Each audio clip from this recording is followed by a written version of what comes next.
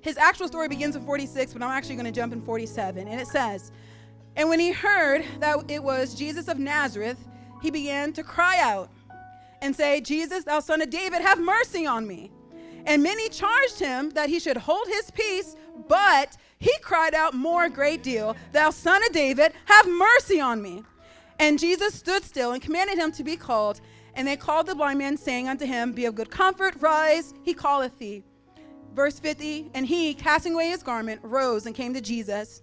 And then verse 52 concludes his story by saying, "And Jesus said unto him, Go thy way, thy faith has made thee whole. And immediately his sight was received and followed Jesus in the way." So I'd like to encourage us tonight, continue calling out to the Lord. You may be seated. So a child who is usually in need will call out to its parents. A worker who has a question will call out to its boss. A student who has trouble with a problem will call out to his teacher. So I appreciate that Bartimaeus was absolutely honest with himself. He knew that he was a beggar. He knew that he was blind. So why not just stay here? I get a free meal. If somebody tosses a crust of bread my way, maybe a little change in my cup, I can live off of this. But something inside of him says, you know what? This is just not enough. I need something better for my life.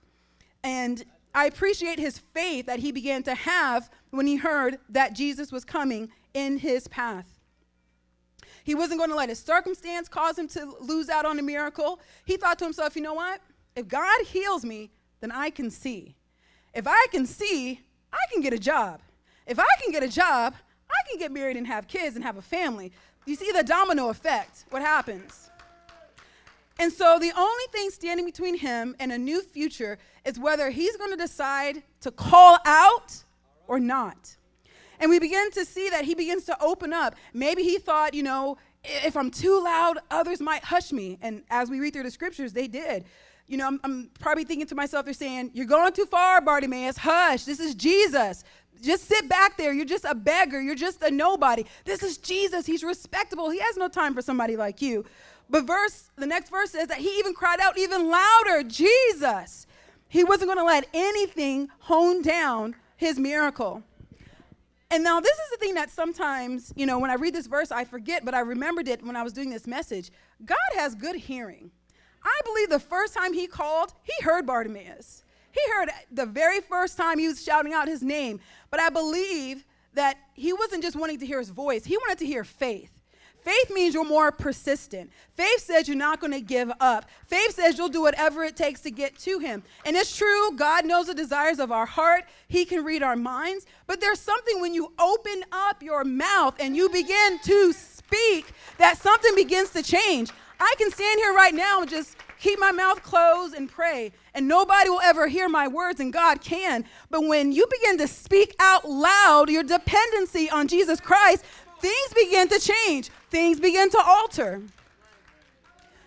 I feel that sometimes, and again, I'm speaking to myself when I was doing this devotion, I said, you know what? This is really talking to me. I need to get past the same old, Jesus, I need you. I need to get out of my comfort zone and sometimes be like, Jesus, Lord, have mercy on me. I need you right now. Not caring who's watching me, not worried about what people think about me, not caring what people say. Hey, Chanel, I knew what you used to be. I know your past. I know all your dirty business. Who cares? Jesus, I need you right now. And so we can cry out to God. I know the story of Bartimaeus is more of a story of desperation. This man really needs something. But when we call out to Jesus, it doesn't always have to be desperation. It could be adoration. Simply lifting up your hands, Jesus. Oh, Lord, I love you. You're as close as the mention of your name. Your call to Jesus could be in praise and celebration. Woo, Jesus, hey! Letting out that excitement about how much you love him. I don't want to find myself, like I said before, finding myself shut down, being quiet. I find that that's a dangerous place because when you're quiet, another voice comes to you. And we don't want that. We don't want the enemy coming into our thought life. So the other morning, I woke up really early getting ready for bed, and I normally don't listen to this song, and so I knew it was the Lord, but I had that song that says, I can't even walk without him holding my hand. I can't even walk without Jesus holding my hand. And that song reminded me dependency. I can't do it. I'm breathing not because of myself saying it, but because he is actually allowing the oxygen to go through my body and everything. I'm walking because he has kept me healthy. All these things that help me to function, I'm doing it because Jesus allows me to do it. I can't do it without him. I'm totally dependent on him.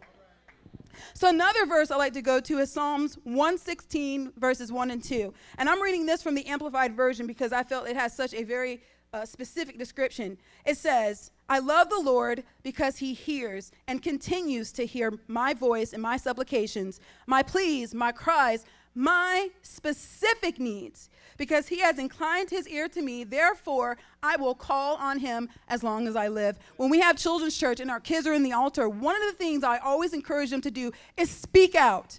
God has ears just like you and me. He hears. He longs to hear. And when you begin to speak out what it is you need from God, he begins to respond. Your situation changes. Your circumstances changes. Sometimes it's not really about the things around you that's going to change. You're going to change. God is going to help you to adapt to what's going on around you.